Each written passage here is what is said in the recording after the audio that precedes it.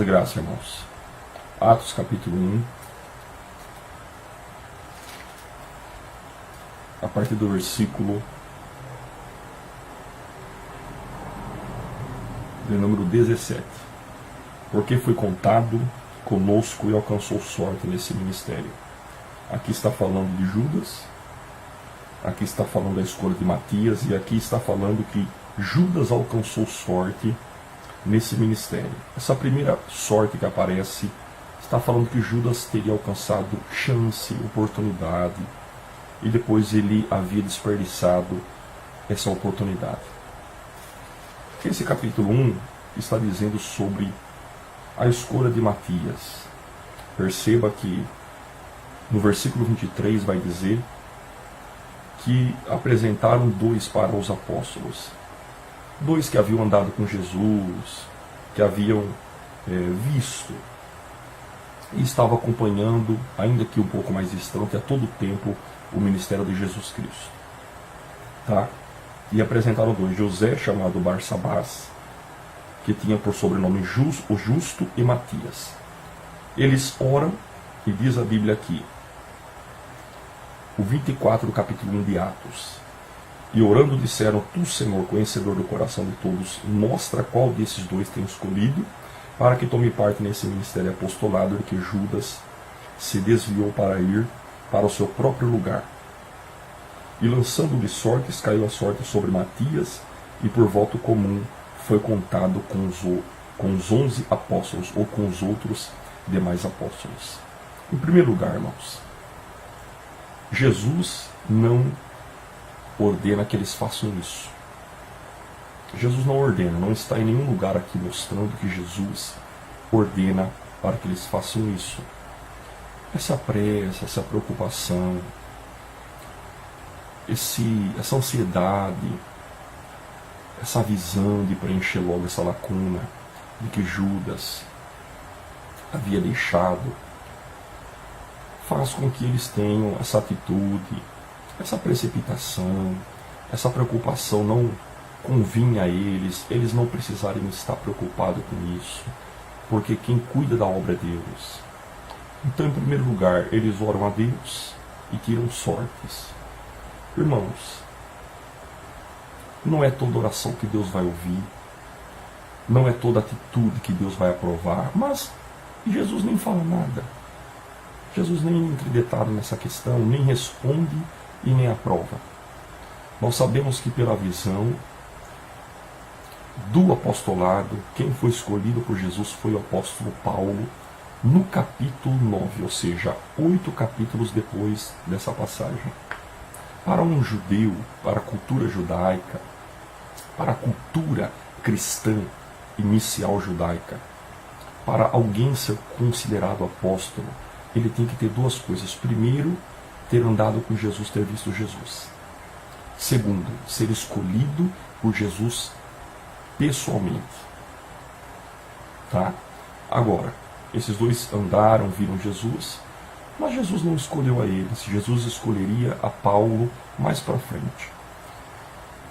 Jesus não condena, diretamente falando, não mostra aqui, mas também não aprova. Agora, por que Jesus também não diz nada? Irmãos, eu vejo, na minha humilde opinião, na minha simples visão, que isso foi um ato de misericórdia de Deus. Essa permissiva, essa questão de nem se preocupar e Matias acabar entrando entre os apóstolos, começando a fazer a obra, creio que foi um ato de misericórdia da parte de Deus em relação à ignorância do ser humano. Porque não é porque somos homens de Deus que nós não falhamos, que nós não nos apressamos, que nós não temos ansiedade e que não temos falhas. Jesus não disse para eles se preocupar com isso. Jesus não disse para eles estarem apreensivos acerca disso. E eles vão, alguns dizem que pela visão judaica, eles poderiam ter usado de Urim Tumim, que são as pedras que os sacerdotes usavam para ouvir a voz de Deus. Jogavam as pedras como se fossem algum tipo de dado. E essas pedras Urim Tumim que significam luz e verdade, dependendo da posição que elas caíam, Deus estava provando ou não alguma coisa. Alguns dizem isso. Alguns dizem que eles teriam usado dessas pedras, mas isso não importa. O que eles usaram, deixaram de usar, isso não importa. A questão é que Jesus não falou nada disso. E pela misericórdia de Deus, penso eu até, pela misericórdia de Deus, e Deus sabendo, Jesus sabendo, que a aprovação de Paulo na igreja iria demorar 14 anos, porque depois que Jesus chama a Paulo, demora 14 anos para a igreja aprová-lo, aceitá-lo e para ele encontrar o apóstolo Pedro. 14 anos, então imagine só, se Jesus fosse olhar nessa dimensão, seria um atraso para a igreja, uma dificuldade de 14 anos. Então, pela misericórdia, Deus nem fala nada em relação a isso aí, e a obra continua, desenvolve, porque Jesus sabe da visão humana em relação à escolha de alguém. Jesus sabe que a aprovação de Paulo para o ser humano seria no mínimo questionável. Segundo, no mínimo assustadora. Um assassino. Então foi 14 anos de luta até que a igreja entendesse que Jesus escolhera a Paulo cara a cara. Amém? Essa é a primeira questão, tá? Que Jesus olha com um olhar de misericórdia para essa situação aqui, entendendo que o ser humano, o homem falho como todo mundo é, iria custar a aceitar Paulo no meio da igreja como apóstolo. E para não sofrer um atraso na obra, uma dificuldade, um questionamento muito grande inicialmente falando, e gerar ainda muito mais polêmica, Jesus não fala nada. Jesus nem comenta. Amém? Assim é a nossa vida. Tem coisas que Jesus nem comenta nada devido à nossa ignorância. É mais ou menos também a questão do profeta Jonas. Quem conhece a passagem sabe.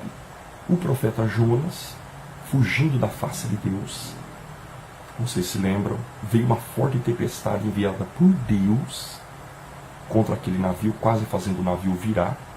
E aqueles homens, na sua ignorância, não conhecendo a Deus, eles jogam sortes para saber quem que é o culpado, quem está fora da direção ali, quem está errado ali, a culpa de quem seria, e jogando sortes, a sorte cai sobre Jonas.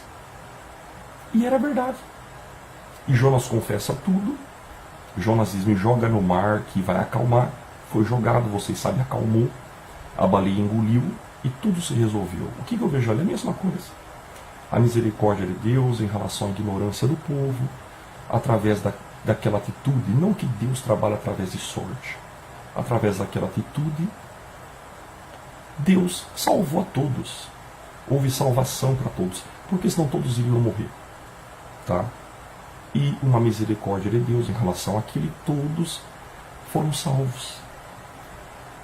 Tiraram sortes? Tiraram. E Deus, pela sua misericórdia em relação à ignorância humana, permitiu, porque senão não ia sobrar nada. Tá?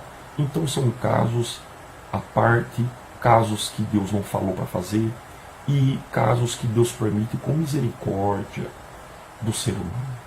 Amém? É isso, irmãos. É simples, é objetivo, tem a visão humana em muitas coisas que a gente tem que separar daquilo que é vontade de Deus. Tá? Mas a questão da sorte, do jogo, irmão, tudo que nós sabemos é que quando aceitamos a Jesus, Ele é o nosso Senhor. Quem aceitou a Jesus Cristo, quem não aceitou, não vou nem falar nada. Porque nós servimos a Jesus. Se você não serve a Jesus, é uma outra questão, uma outra colocação. Agora, você que serve a Jesus, servo de Deus, Jesus é o seu Senhor. Não é mais a sorte ou acaso o seu Senhor. Portanto, se eu estou julgando, eu estou confiando na sorte, eu estou fazendo de Jesus um acaso e fazendo do acaso o meu Senhor. Então esta é a questão. A Bíblia diz: lançai sobre Ele toda a vossa ansiedade, pois Ele tem cuidado de vós. Se Ele é o meu Senhor, eu não posso confiar mais no acaso, na sorte, senão eu estaria negando Ele. Tá? Ele é a minha sorte. A minha sorte é a cruz do Calvário. Ela é a minha sorte, senão nem aqui eu estava. Amém? Jesus é o teu Senhor. Então, aprendamos isso. Entendamos o que é uma ignorância humana, o que é uma atitude precipitada, o que é uma colocação onde Deus não falou, mas nós às vezes pensamos que Deus falou, tá? E que a nossa sorte se chama Jesus Cristo. Ele é o nosso Senhor. Amém? Deus abençoe, analise, estude e comprove. Fique na graça de Deus. Paz e graça.